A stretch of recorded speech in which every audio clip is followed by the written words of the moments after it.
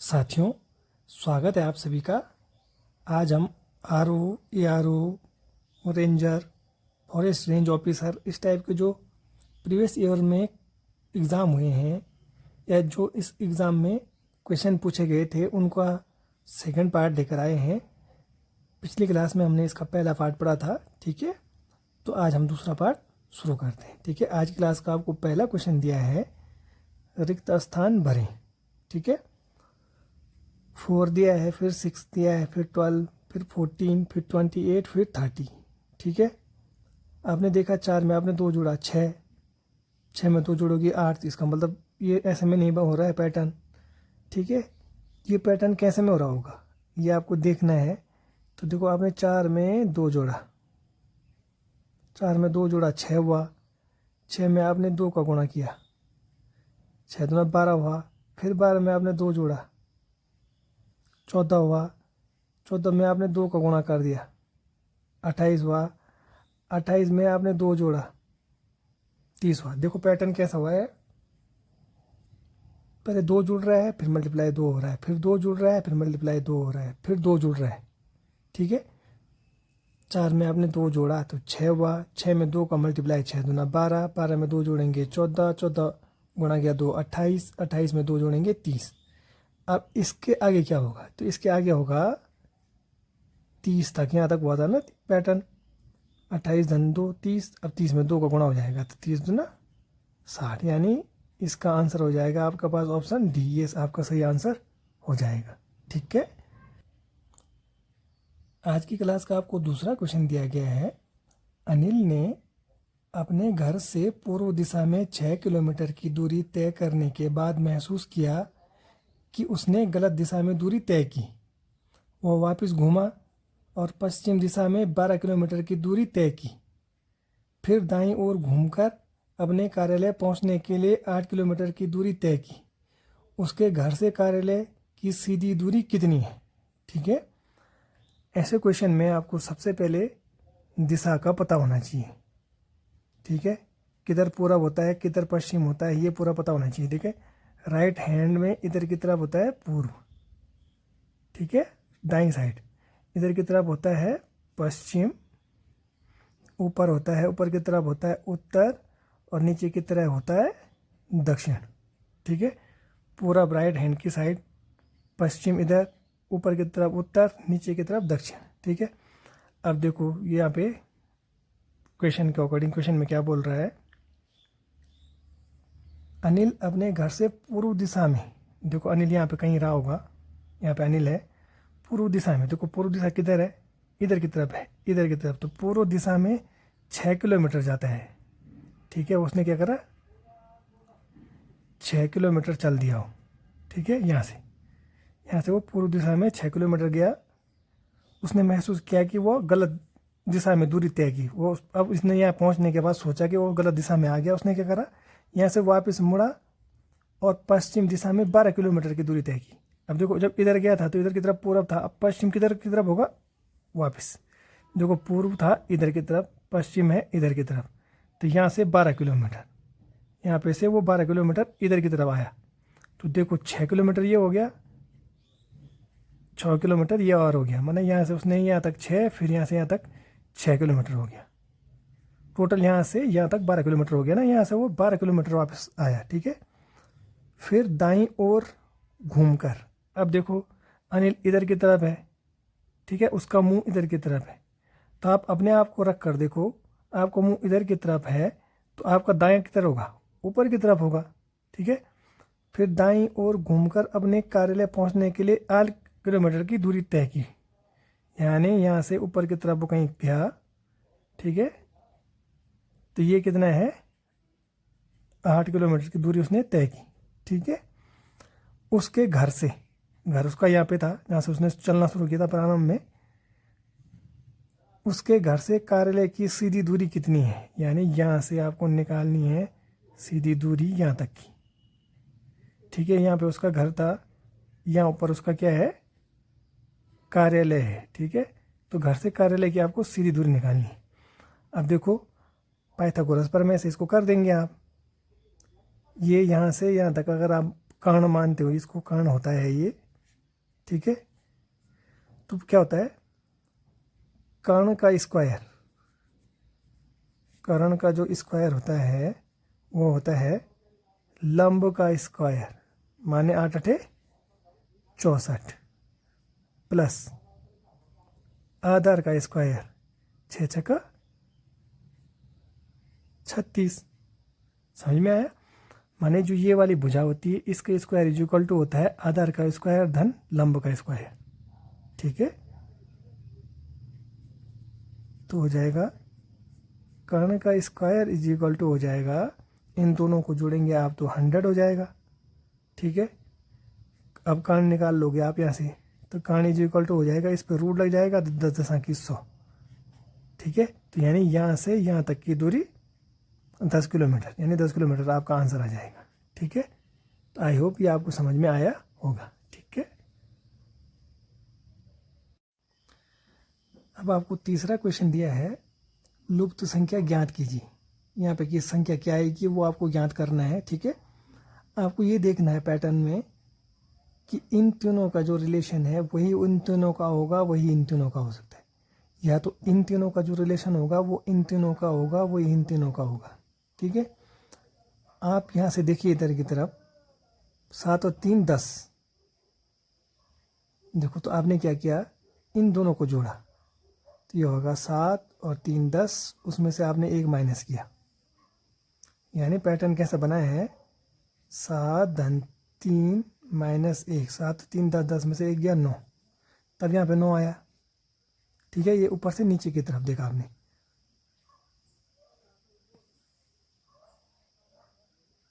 5 और 2,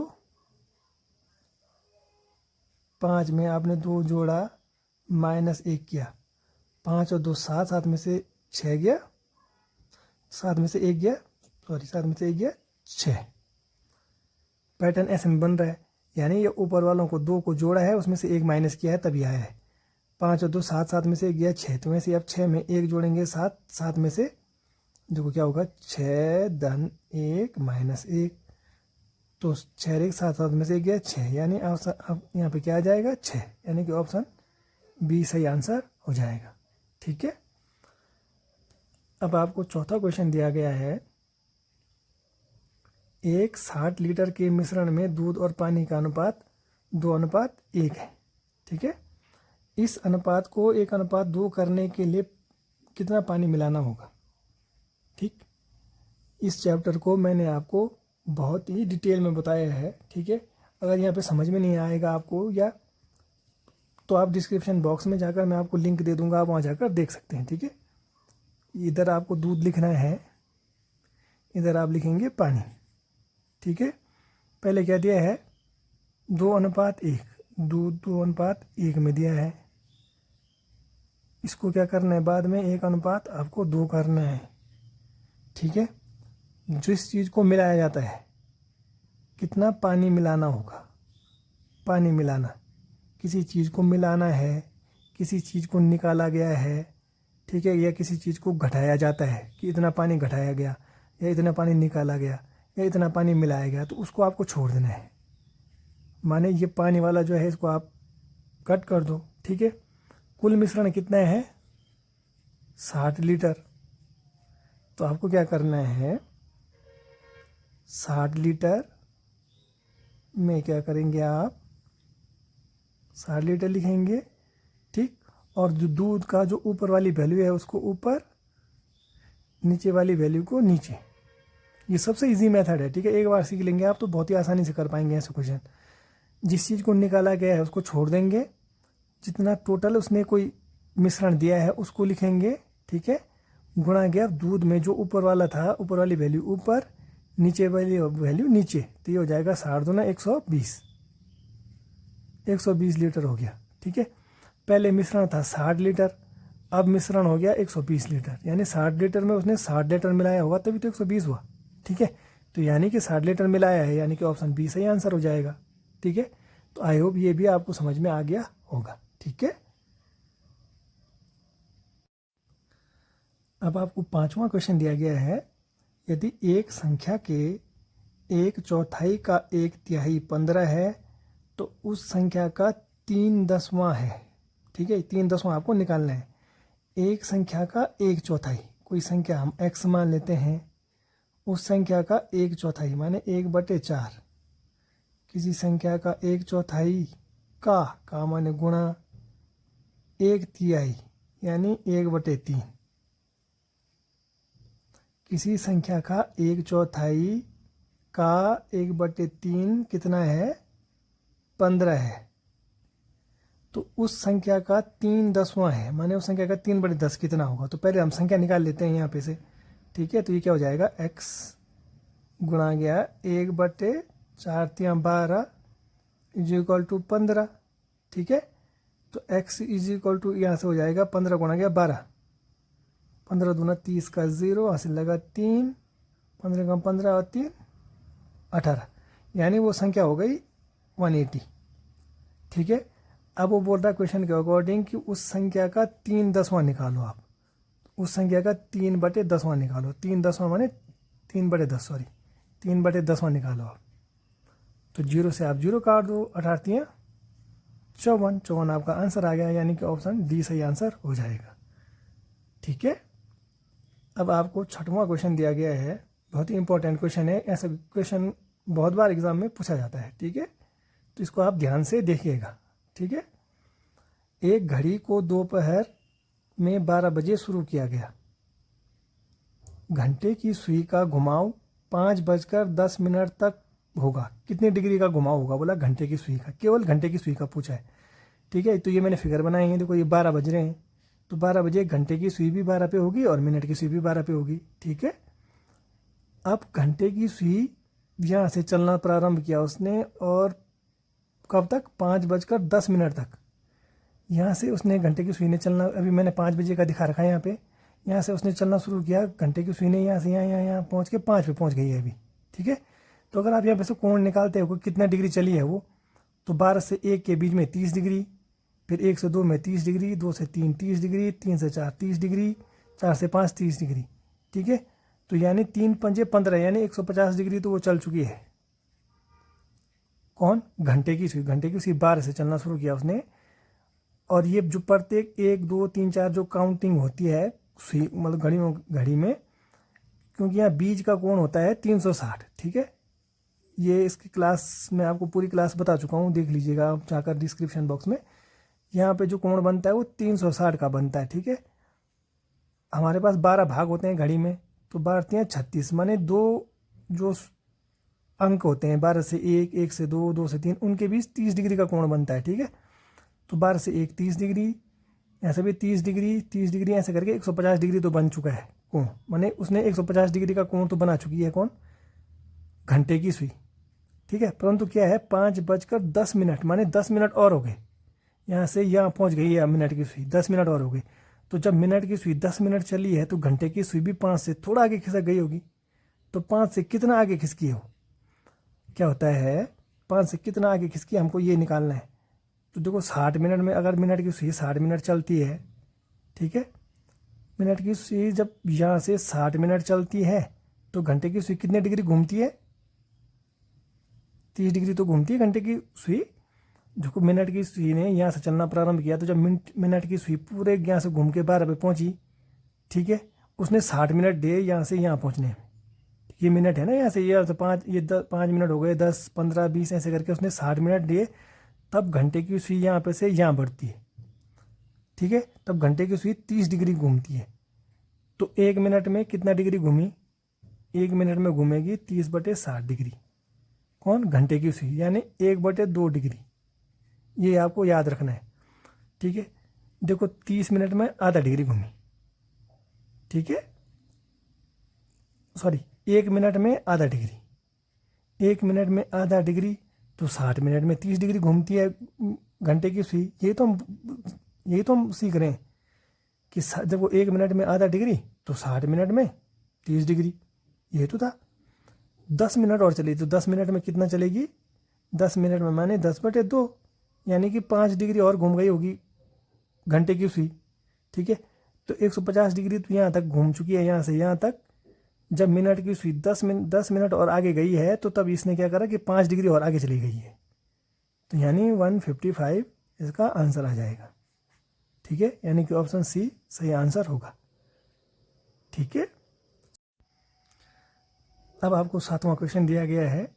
इससे पहले वाले क्वेश्चन समीक्षा अधिकारी और सहायक समीक्षा अधिकारी के एग्जाम में जो पूछे गए क्वेश्चन थे वो थे। अब FRO यानी फॉरेस्ट रेंज ऑफिसर का कोई 27 जून 2017 में एग्जाम हुआ था, उसमें आए हुए क्वेश्चन है। ठीक है, तो हम ये जानना चाह रहे हैं कि किस टाइप के पैटर्न आयोग पूछता है, तो उससे रिलेटेड हम क्वेश्चन कर रहे हैं। तो आज की क्लास का आपको 7वां क्वेश्चन दिया है। वर्तमान में निशु और विजय की आयु का अनुपात 6:5 है। 9 वर्ष पश्चात यह अनुपात 9:8 हो जाएगा। वर्तमान में दोनों की आयु में क्या अंतर है। ठीक है, आप जैसे जैसे क्वेश्चन में बोल रहा है आपको वैसे वैसे करना है। वर्तमान अनुपात है 6x/5x। ठीक है, 9 वर्ष पश्चात यानी इसमें 9 जोड़ देंगे अगर आप, 9 वर्ष पश्चात अनुपात कितना हो जाता है, 9:8। ठीक है, अब इसको सॉल्व कर दो तो ये हो जाएगा 8 छके 48, 48x प्लस 8 9 में 72 इज इक्वल टू 9 पंजे 45x धन 9 9 में 81। ठीक है, 48x में से 45x गया तो 3x इज इक्वल टू 81 में से 72 गया 9, तो x इज इक्वल टू आ जाएगा 3 3 9। x की वैल्यू पता चल गई आपको 3। जब x की वैल्यू आपको पता चल गई तो x की वैल्यू आप उनके क्या है, देखो वर्तमान आयु क्या है उनकी 6:5 है। 9 वर्ष पश्चात इतनी होगी, तो वर्तमान में दोनों की आयु का अंतर कितना है, तो वर्तमान आयु निकाल लो आप। वर्तमान में एक की आयु 6x है, एक की आयु 5x है, तो एक की आयु x की वैल्यू पुट कर दो तो 6 एक की आयु 18 हो गई, दूसरे की आयु 5 15 हो गई। क्वेश्चन में बोल रहा है कि दोनों की आयु का अंतर, तो 18 में से 15 गया 3, यानी 3 वर्ष का अंतर है दोनों की आयु में। ठीक है, यानी कि ऑप्शन आपका ए सही आंसर है। ठीक है, आई होप ये आपको समझ में आ गया होगा। ठीक है, अब आपकी आज की क्लास का आपको 8वां क्वेश्चन दिया गया है। यदि किसी संख्या का 20% 120 है, उसी संख्या का 120% होगा। ठीक है, किसी संख्या का 20% माने कोई संख्या हमारे पास x है, उसका 20%, 20% माने होता है 100, 20/100। किसी संख्या का 20% कितना है, 120।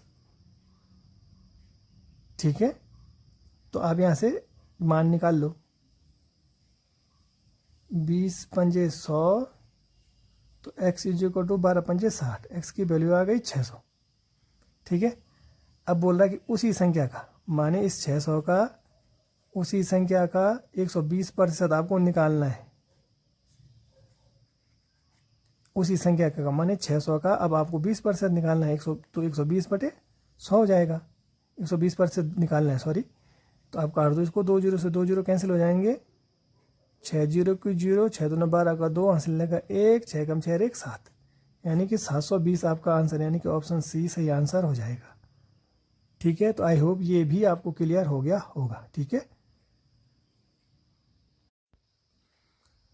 आज की क्लास का आपको 9वां क्वेश्चन दिया गया है। श्रेणी 1 4 14 46 146 का अगला अंक है। ठीक है, 1 के बाद 4 कैसे हुआ होगा, तो 1 के बाद 4 मैंने 1 गुणा गया 3, 1 3 3 धन 1 4 हुआ। ठीक है, 4 गुणा गया 3 धन 2, 4 3 12 2 14। इस हिसाब से पैटर्न बन रहा है। अब इसका मतलब 14 गुणा गया 3 धन 3, 14 9 14 42 और 3 1 1 दूना 2 2 नहीं, यहाँ पे 4 होगा। तो देखते हैं कि स्क्वायर में है कि नहीं है। 4 3 12, 14 3 42 और 4 46 हुआ।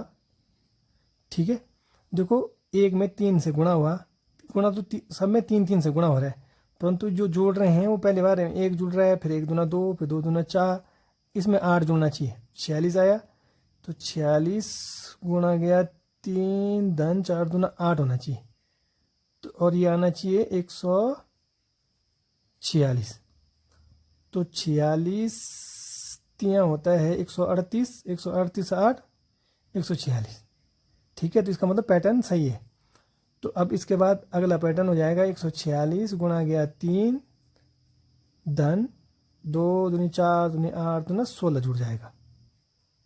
ठीक है, तो ये हो जाएगा 3 छक्के 18 का 8 हासिल लगा, 3 चौको 12 और 1 13 का 3 हासिल लगा 1, 3 एकम 3 और 1 4, 438 धन 16 454, यानी कि ऑप्शन बी सही आंसर हो जाएगा।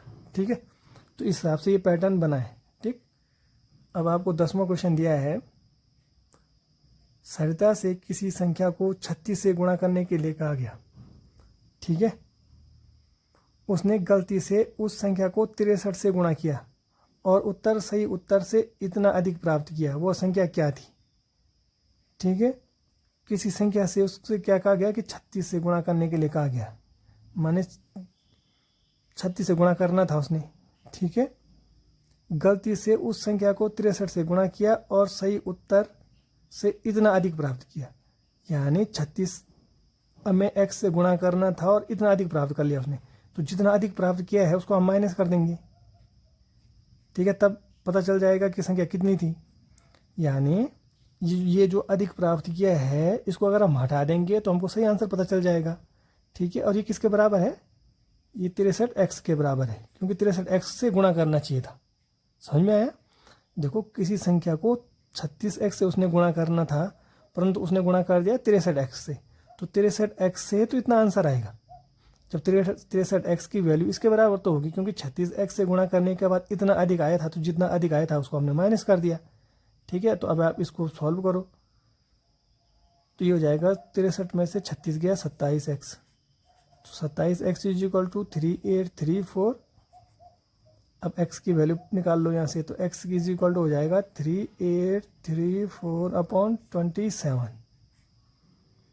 काट दो उसको 3 से, 3 एकम 3, 3 दूना 6, 3 सत्ता 21, 3 आठे 24, 3 नौ में 27। 3 से आपने ऊपर नीचे दोनों को काटा, अब फिर 9 से भाग दो सीधे, 9 एकम 9, 3 37, 9 पंजे 35, 2 28, नहीं सॉरी गलत हो गया, 9 एकम 9 37 हुआ, 9 चौको 36, सॉरी 9 चौको 36 होगा, 9 चौको 36, फिर 1 बचेगा 18, 9 दूना 18, यानी 142 आंसर आ जाएगा। यानी कि ऑप्शन बी आपका सही आंसर हो जाएगा। ठीक है, थोड़ा सा कैलकुलेशन में गड़बड़ हो गई थी यहाँ पे, तो उसको आप एक बार देख लीजिएगा। ठीक है, 142 इसका आंसर आ रहा है। अब आपको आज की क्लास का 11वां क्वेश्चन दिया है, यदि माइनस का अर्थ भाग, गुणा का अर्थ प्लस, भाग का अर्थ गुणा तथा प्लस का अर्थ माइनस, तो इतने की वैल्यू ज्ञात करनी है। ठीक है, तो आप क्या करना है, माइनस की जगह में क्या है, डिवाइडेड, तो यहाँ पे आप डिवाइड का चिन्ह लगा दो जहाँ पे माइनस है। ठीक है, गुणा का अर्थ है प्लस, गुणा का अर्थ है यहाँ पे प्लस आ जाएगा, डिवाइडेड का अर्थ है गुणा गया, तो डिवाइडेड का अर्थ यहाँ पे डिवाइड का चिन्ह है तो यहाँ पे गुणा, प्लस का अर्थ है माइनस, यानी प्लस का अर्थ है यहाँ पे माइनस, तो ये हो जाएगा 40 को ऐसे ही रहने दो, 20 को आपने ऐसे ही लिख दिया, 4 8 6, अब ये हो गया है। ठीक है, जो जो उसने बोला है उसके हिसाब से आपने चिन्ह चेंज कर दी। ठीक है, तो अब आप इसको सॉल्व कर दो। अब इसमें आप बोर्ड मॉस रूल से कर दो। बोर्ड मॉस रूल से सबसे पहले इसमें ब्रैकेट है नहीं, ऑफ भी है नहीं, डिवाइड वाला करेंगे आप, तो इन दोनों को सॉल्व करेंगे। तो 20 में 4 का भाग देंगे, तो 4 पंजे 20, यानी 40 गुणा गया 5, ये हो जाएगा -8 धन 6 बचा। ठीक है, अब BOD डिवाइड कर दिया, M मल्टीप्लाई, तो 5 चौको 20, 200 -8 धन 6। ठीक है, अब क्या करेंगे, अब करेंगे D, अब एडिशन करेंगे। ठीक है, अब आप एडिशन कर दो, तो ये क्या हो जाएगा, 206 में से 8 गया, मतलब 200 और धन 6, तो 206, 206 में से आप 8 माइनस कर देंगे तो 198, यानी ऑप्शन सी सही आंसर हो जाएगा। ठीक है, तो बोर्ड मास रूल भी मैंने आपको बताया है, आप वहाँ जाकर देख सकते हैं। ठीक है, अब आपको 12वां क्वेश्चन दिया गया है, दोपहर 2:15 पर एक घड़ी की घंटे व मिनट की सुई के बीच का कोण है। ठीक है, तो इसके लिए मैंने आपको बताया ये क्वेश्चन बहुत बार एग्जाम में पूछा जाता है, हर पेपर में ऐसा क्वेश्चन आता ही आता है। ठीक है, तो इसके लिए आपको फॉर्मूला याद रखना है 60 × h minus 11 × m upon 2। 60 × h, h माने घंटा, घंटे में मतलब 2 बज रहे हैं, माइनस 11 × m क्या है, मतलब मिनट 15 बटे 2 हो जाएगा। ठीक है, आगे आप इसको सॉल्व करेंगे तो 60 दूना 120, 120 में से 15 कम 15 का 5 ऐसे लगा 1, 15 कम 15 1, 16, तो 165 बटे 2, यानी -45/2। तो घड़ी में माइनस होता है नहीं है तो प्लस ही रहेगा, तो यानी 22.5, 22 दूना 44 और 1 45, 22.5 डिग्री, यानी कि ऑप्शन ए आपका सही आंसर हो जाएगा। ठीक है, और जैसे इससे पहले अगर वैसे में नहीं आता, आपको समझ में ऐसा फॉर्मूला याद नहीं है एग्ज़ाम में, ठीक है, तो आप घड़ी बनाकर भी कर सकते हैं इस क्वेश्चन को। आपने ये 12 का हो गया, ये 6 का हो गया, ये 3 का हो गया, ये 9 का चिन्ह हो गया, ये 1, ये 2, 4, 5, 7, 8, 10, 11। ठीक है, वो बोल रहा है कितने बजे, 2:15 पर, यानी जो घंटे की सुई होगी वो होगी 2 पर। ठीक है, और 2:15 पर बोल रहा है। ठीक, तो देखो 2 से 3 के बीच में 30 डिग्री का कोण बनता है। ठीक है, 2 से 3 के बीच में 30 डिग्री का कोण बनता है, परंतु क्या हो गया कि घंटे की सुई 15 मिनट और आगे खिसक गई है, क्योंकि मिनट की सुई 15 मिनट चली है ना यहाँ तक, तो 15 मिनट आगे चल गई है, तो यानी इसमें से माइनस कर देंगे आप 15/2 को। ठीक है, इतना आगे चल गई होगी वो। ठीक है, घंटे की सुई 15/2 डिग्री आगे चली गई होगी, तो 30 माइनस 7.5, तो ये इतना आ जाएगा। ठीक है, तो आई होप ये आपको समझ में आ गया होगा। ठीक है, डिटेल क्लास आपको डिस्क्रिप्शन बॉक्स में दे दूंगा मैं, आप वहाँ जाकर देख सकते हैं। ठीक है, फिर आपको फॉर्मूले की ज़रूरत नहीं पड़ेगी, आप जाकर केवल फिगर बनाकर ही क्वेश्चन को सॉल्व कर देंगे। ठीक है, आज की क्लास का आपको 13वां क्वेश्चन दिया है, इस समय प्रातः के 9:30 बजे हैं, किसी त्रुटिवश घंटे वाली सुई अपनी वर्तमान स्थिति पर ही रुकी रह जाती है, जबकि मिनट वाली सुई अपनी सामान्य गति से चलती है। आधे घंटे बाद घड़ी की दोनों सुइयों के बीच का कोण क्या होगा, या कोण आपको निकालना है। ठीक है, ये मैंने आपको 9:30 बजे का टाइम दिखाया हुआ है। 9:30 बजे का टाइम यानी जो मिनट वाली सुई है वो करेक्ट 6 पे होगी, और जो घंटे वाली सुई होगी वो 9 और 10 के ठीक बीच पे होगी, क्योंकि आधा घंटा हो चुका है 9:30, यानी आधे घंटे में वो सुई 9 और 10 के ठीक बीच में होगी, आधे में। और जब ये यहाँ से आधा घंटा और कवर करेगी तो वो करेक्ट 10 पे पहुँच जाएगी। ठीक है, अभी 9:30 बज रहे हैं ना, और 9:30 से जब ये आधा घंटा और चलेगी यहाँ पे, तो घंटे की सुई 10 पे आ जाएगी। ठीक है, अब वो बोल रहा है कि जो घंटे की सुई है वो अपनी ही जगह में रुकी रह गई। ठीक है, जबकि मिनट की सुई क्या करती है, आधे घंटे बाद सुई अपनी सामान्य गति से चलती है। मिनट की सुई सामान्य गति से चल रही है, आधे घंटे बाद घड़ी की दोनों सुइयों के बीच का कोण निकालना है आपको। देखो पहले 9:30 पे थी वो, अब उसने आधा घंटा चलना शुरू किया, तो 9:30 से चलना शुरू किया उसने, तो अब वो पहुंच गई है कितने पे, करेक्ट 12 पे पहुंच गई है। कौन सी, मिनट की सुई। ठीक है, मिनट की सुई 12 पे पहुंच गई है, परंतु घंटे की सुई अपनी ही जगह में है। वो बोल रहा है कि आपको इन दोनों के बीच का कोण निकालना है। ठीक है, तो इससे पहले भी मैंने आपको बताया कि दो के बीच क्या होता है, 30 डिग्री का कोण। तो देखो 30, 30, 60। ठीक है, यानी 60 डिग्री तो है ही है इन दोनों के बीच का कोण। ठीक, परंतु 60 से थोड़ा ज़्यादा भी है। ज़्यादा इसलिए है क्योंकि अभी ये सुई 9 और 10 के बीच में है, घंटे वाली सुई। जो घंटे वाली सुई है वो 9 और 10 के बीच में है, करेक्ट 10 पर नहीं है। ठीक है, तो यानी 30 डिग्री यहाँ से यहाँ तक, 30 डिग्री यहाँ से यहाँ तक, 60 डिग्री का कोण हो गया ये वाला, 30 से 30 60, और थोड़ा सा कोण आगे है और भी है। तो अगर ऑप्शन के अकॉर्डिंग जाएंगे आप तो 60 से ज़्यादा, तो यही है डी, ये सही आंसर हो जाएगा। ठीक है, क्योंकि बाकी तो 60 से नीचे हैं और कोण तो 60 से ज़्यादा बन रहा है।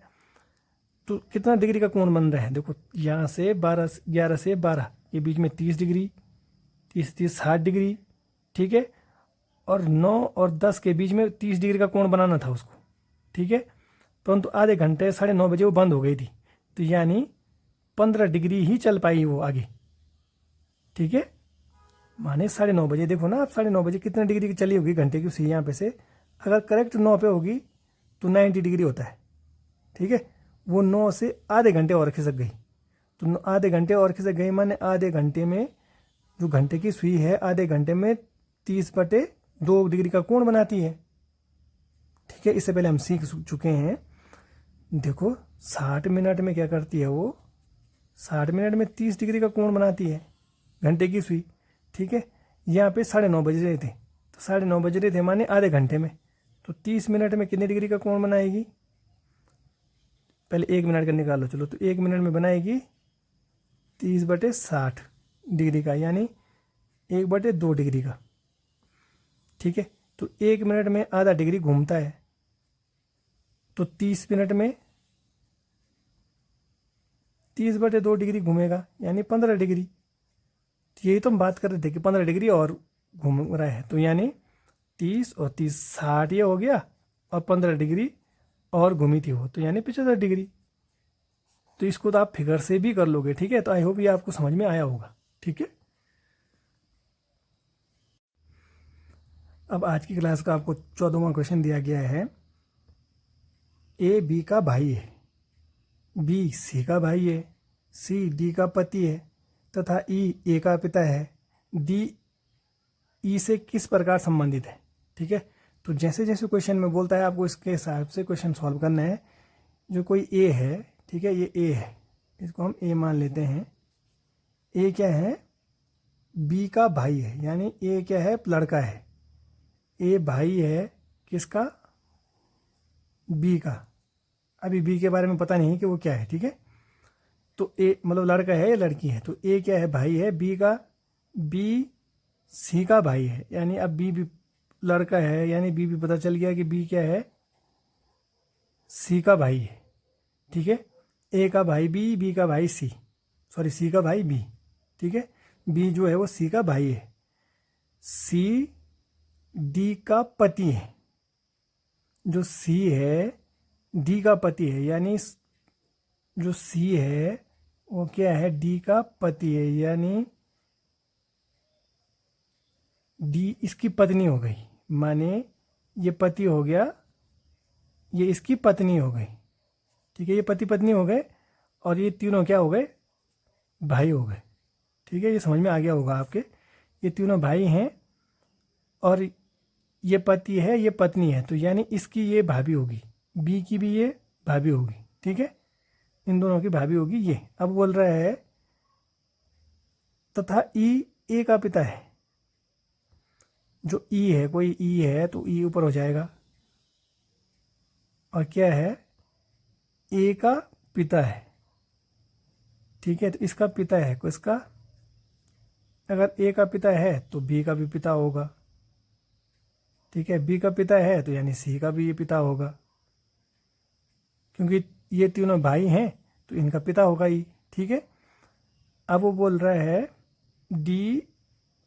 ई ए का पिता है, तो ई क्या है, ए का पिता बोला था उसने, तो वो बी का भी पिता हो जाएगा, सी का भी पिता हो जाएगा। डी ई से किस प्रकार संबंधित है, डी यानी जो डी है वह ई से किस प्रकार संबंधित है, तो ई के लड़के की पत्नी है वो, तो यानी पुत्र वधू। ऑप्शन डी सही आंसर हो जाएगा। समझ में आया। ठीक है, तो इस हिसाब से फिगर मतलब जब ये सबके सब एक जनरेशन के थे तो वो एक उसमें आता है, जब इनके फादर होते हैं तो ऊपर की जनरेशन में आता है, और उनके अगर दादाजी होंगे तो फिर एक जनरेशन ऊपर में आता है। तो ये फिगर इस टाइप से बनाना होता है। ठीक है, तो अगर आपको क्लास पसंद आ रही है तो आप चैनल को लाइक करें, शेयर करें, सब्सक्राइब करें। चलो हम आगे बढ़ते हैं। अब 15वां क्वेश्चन दिया है आपको। एक व्यक्ति का परिचय देते हुए एक महिला ने कहा, इनकी पत्नी मेरी माँ की इकलौती पुत्री है, महिला का उस व्यक्ति से किस प्रकार का संबंध है। ठीक है, एक कोई व्यक्ति है, ठीक है, इसकी तरफ उसने परिचय देते हुए एक महिला ने कहा, किसी महिला ने कहा जो इसकी पत्नी है मेरी माँ की इकलौती पुत्री है, मेरी माँ की इकलौती पुत्री है, माने इसकी माँ हो गई यहाँ। हो तो गया क्वेश्चन सॉल्व। देखो वो ये कोई औरत है, अब सीधे सीधे पता चल रहा है कि उसने कहा कि क्या मेरी माँ की इकलौती पुत्री है, इसकी माँ की इकलौती पुत्री वो खुद हो गई। ठीक है, वो महिला ने कहा, एक पुरुष की ओर इशारा करते हुए कहा, ठीक है, कि कहा कि इसकी पत्नी माने जो इस पुरुष की पत्नी है मेरी माँ की, जो इसकी माँ है उसकी इकलौती पुत्री है, माने वो महिला खुद के बारे में बात कर रही है। तो महिला का उस व्यक्ति से किस प्रकार का संबंध है, तो इस व्यक्ति की पत्नी हुई हो, यानी कि ऑप्शन बी सही आंसर हो जाएगा।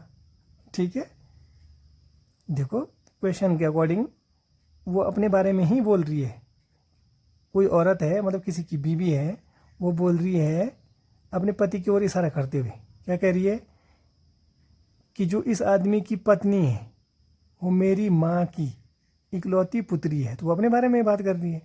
तो उस महिला का बोल रहा हूँ कि उस महिला का उस व्यक्ति से क्या संबंध है, तो इस व्यक्ति की पत्नी हो गई है। ठीक है, अब आपको 16वां क्वेश्चन दिया है, एक संख्या को 357 से भाग देने पर 39 शेष बचता है, यदि उसी संख्या को 17 से भाग दिया जाए तो शेष क्या बचेगा। ठीक है, तो ऐसे क्वेश्चन को मैं आपको करना बता चुका हूँ कि कैसे करेंगे। 357 से भाग देने पर 39 शेष बचता है। ठीक है, कितना बचता है, 39 शेष बचता है।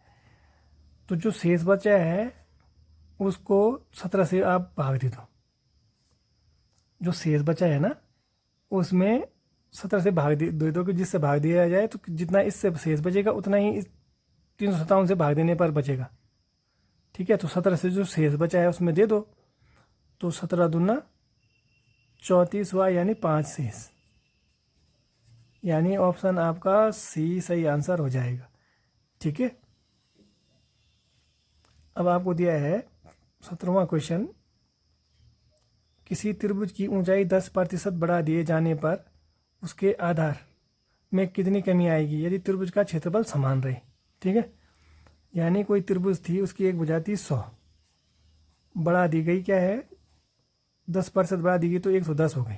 ठीक है, अब वो बोल रहा है कि कितनी कमी आएगी उसके आधार में, तो यानी कमी आने के लिए आप इसको क्या करोगे, इसको कमी करोगे, तो यानी 10% अधिक हुई है ये, तो 110 में से 100 गया तो 10 आया। ठीक है, कमी आएगी, तो कमी में मैंने बोला इन दोनों मान में से जो बड़ी वैल्यू है उसको नीचे रख देंगे।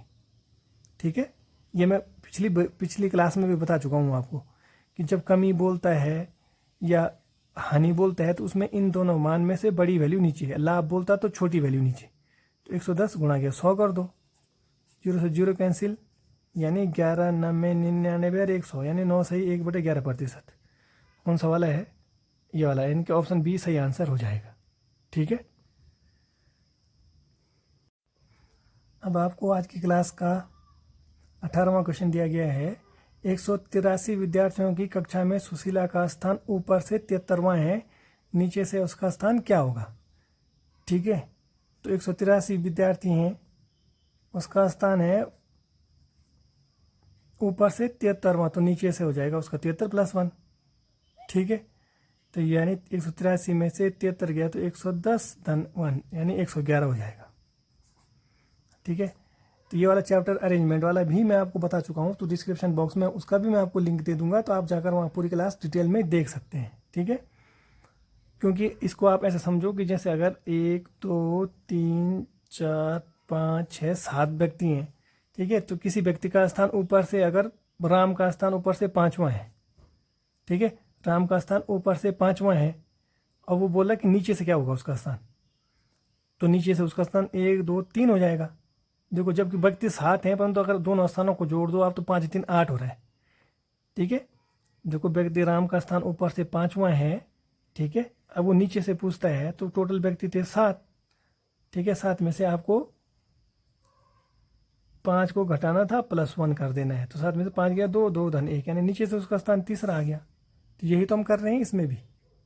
तो आई होप ये आपको क्लियर हो गया होगा। ठीक है, तो आज की क्लास आपको पसंद आती है तो चैनल को आप लाइक करें, शेयर करें, सब्सक्राइब करें और अपने कमेंट बॉक्स में कमेंट कीजिएगा। आपको कोई भी प्रॉब्लम है किसी भी क्वेश्चन में तो उससे रिलेटेड आप कमेंट बॉक्स में कमेंट कर सकते हैं।